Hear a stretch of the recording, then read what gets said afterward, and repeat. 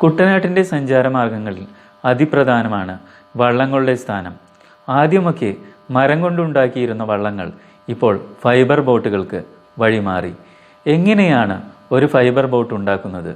അതിൻ്റെ കാഴ്ചകളിലേക്കും വിശേഷങ്ങളിലേക്കും നമുക്കൊന്ന് കണ്ണോടിക്കാം.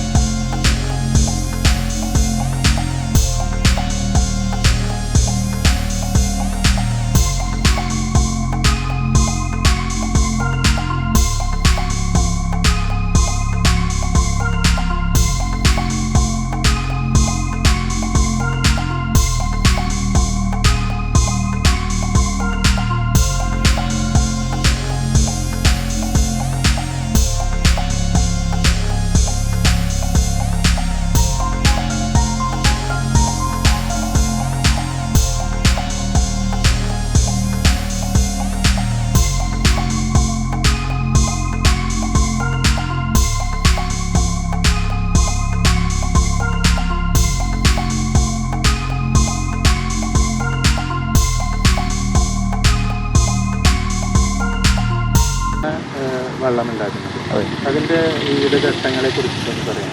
നമ്മൾ ഫൈബറിൻ്റെ വഞ്ചി ഉണ്ടാക്കണമെങ്കിൽ നമ്മൾ പുതിയ അച്ചെന്ന് പറഞ്ഞ സംഭവം വേണം. അച്ചിൽ വെച്ചാണ് നമ്മൾ ഈ വഞ്ചി ഉണ്ടാക്കാറുള്ളത്. ഈ അച്ചുണ്ടാക്കണമെന്നുണ്ടെങ്കിൽ നമ്മളെ സംബന്ധിച്ചിടത്തോളം അതിന് ഡൈ ഉണ്ടാക്കണം, അതിന് പാറ്റേൺ ഉണ്ടാക്കണം. പാറ്റേൺ ഉണ്ടാക്കാൻ നമ്മൾ ഈ കാർപ്പൻറ്റർമാരെ കൊണ്ടുവന്നു, അല്ല നമ്മളിൽ ആൾക്കാർക്ക് അത് അറിയാവുന്ന ആൾക്കാരുണ്ട്, നമ്മുടെ കൂടെ ഉണ്ട് കാർപ്പൻറ്റർമാരുണ്ട്. അവരത് വളച്ച് വള്ളത്തിൻ്റെ ഷേപ്പിൽ തന്നെ അത് നമ്മൾ വള്ളമായിട്ട് ഈ പ്ലൈ വളച്ചുണ്ടാക്കുകയാണ്. ഉണ്ടാക്കി അതേ നിന്നാണ് നമ്മൾ അച്ചെടുക്കുന്നത്.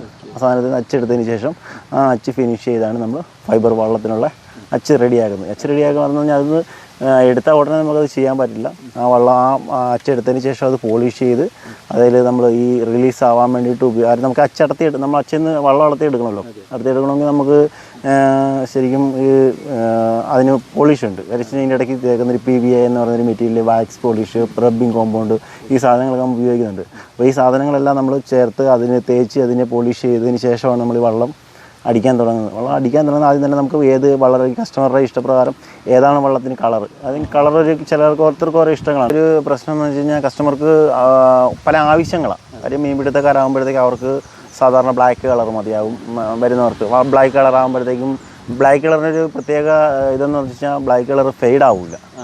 മറ്റെന്ത് കളറാണെങ്കിലും കാര്യം വെച്ച് കഴിഞ്ഞാൽ നമ്മൾ നീല, ചുമല, മഞ്ഞ ഇതൊക്കെ ഫെയ്ഡ് ആവാൻ സാധ്യതയുള്ള കളറുകളാണ്. അപ്പോൾ കൂടുതൽ വള്ളങ്ങളും ബ്ലാക്കിലാണ് പോകുന്നത്. പിന്നെ നീലയും ചുമലയും പ്രൈവറ്റ് ആൾക്കാരുള്ള മറ്റു വല്ലോ ഈ കണ്ടത്തിനടുക്കൊക്കെ താമസിക്കുന്ന കുട്ടികളെ സ്കൂളിലോട്ടാക്കാനോ അല്ലെങ്കിൽ അങ്ങനെ എന്തെങ്കിലും ചെറിയ ചെറിയ ആവശ്യങ്ങളൊക്കെ വരുന്ന ഒരു വീട്ടിലെ ആവശ്യങ്ങളാകുമ്പോൾ ഒരു ചുമല മതി അല്ലെങ്കിൽ പച്ച മതി എന്ന് പറയുന്നുണ്ട്. പിന്നെ ഇതുകൂടാതെ റിസോർട്ടുകാർ വരും. ഈ റിസോർട്ടുകാർ അങ്ങനെയുള്ള ആൾക്കാർ റിസോർട്ടിലേക്ക് ഉപയോഗിക്കാനായിട്ട് വള്ളത്തിന് വരുമ്പോൾ മൾട്ടി കളർ ഉപയോഗിക്കാറുണ്ട്. എന്ന് വെച്ച് കഴിഞ്ഞാൽ 2-3 കളറുകൾ ചേർത്ത് നമ്മൾ വള്ളം ഉണ്ടാക്കി കൊടുക്കാറുണ്ട്. അപ്പം അങ്ങനെ പല രീതിയിലാണ് വള്ളത്തിൻ്റെ കളർ മിക്സ് ചെയ്ത് പോകുന്നത്.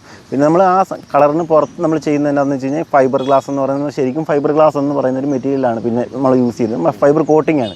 കോട്ടിങ്ങിന് ശേഷം നമ്മൾ ശരിക്കും ഫൈബർ ഗ്ലാസ് ഉപയോഗിക്കുന്നത് കോട്ടിങ്ങിന് ശേഷമാണ്. അത് നമ്മുടെ ഗ്ലാസ് മെറ്റീരിയൽ തന്നെയാണ്. ഒരു ഗ്ലാസ് പൊടിച്ച് ഉണ്ടാക്കുന്ന ഒരു സാധനമാണ് അത്. മാറ്റെന്ന് നമ്മൾ പറയുന്നതിന് ആ മാറ്റ് ഉപയോഗിച്ച് അത് ഈ റെസിനുമായിട്ട് മിക്സ് ചെയ്ത് അത് തമ്മിൽ മിക്സ് ചെയ്ത് അലിയിപ്പിച്ചാണ് ഈ സാധനം ഡൈയിൽ ഉണക്കുക. നമ്മൾ ഈ ഉണങ്ങണം എന്നുണ്ടെന്നുണ്ടെങ്കിൽ നമുക്ക് ഈ വരുന്ന ഈ റെസിൻ എന്ന് പറയുന്ന സാധനം, അത് ലിക്വിഡായിട്ട് വരുന്ന ഈ റെസിൻ എന്ന് പറയുന്ന സാധനത്തിനകത്ത് നമ്മൾ ആക്സിലേറ്റർ കാറ്റലിസ്റ്റ്, കോബാൾട്ട് കാറ്റലിസ്റ്റ് നമ്മൾ പറയും. കോബാൾട്ട് കാറ്റലിസ്റ്റ് മിക്സ്, അതായത് അതിന് കണക്കുണ്ട്. 1 കിലോയ്ക്ക് ഇത്ര പെർസെൻറ്റേജ് കോബാൾട്ട്, ഇത്ര പെർസെൻറ്റേജ് കാറ്റലിസ്റ്റ്, ഇതൊക്കെ ചേർത്തതിന് ശേഷം നമ്മൾ ഈ സാധനം കപ്പിൽ ആവശ്യത്തിന് മിക്സ് ചെയ്താൽ ഇത്ര സമയത്തിനുള്ളിൽ, കാര്യം 10 മിനിറ്റ്, 15 മിനിറ്റ്, 20 മിനിറ്റ് എന്ന സമയത്തിനുള്ളിൽ അത് സെറ്റാവുക.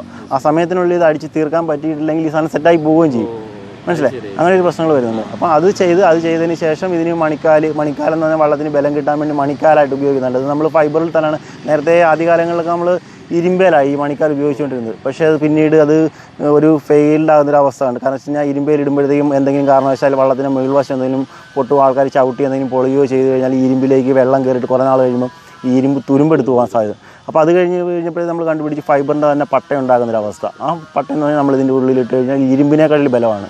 ആ പട്ടയിട്ട് അതിൻ്റെ മുകളിൽ ആ പട്ട കവർ ചെയ്ത് ഫൈബർ ഉപയോഗിച്ച് അതിനെ ഫിനിഷ് ചെയ്ത് പോളിഷ് ചെയ്ത് പടി പിടിപ്പിച്ചാണ് നമ്മൾ ഒരു വള്ളം ഉണ്ടാക്കിയെടുക്കുന്നത്. അപ്പോൾ ഇത് ഏകദേശം ഈ വെള്ളം എത്ര കാലം നിൽക്കും? നമുക്ക് ശരിക്കും പറഞ്ഞു കഴിഞ്ഞാൽ ഇത് നശിച്ചു പോകുന്നൊരു മെറ്റീരിയൽ അല്ല ശരിക്കും. പിന്നെ ഇത് ഏകദേശം ഇത് പണിയാൻ വേണ്ടിയിട്ട് ഏകദേശം എത്ര പൈസ വരും?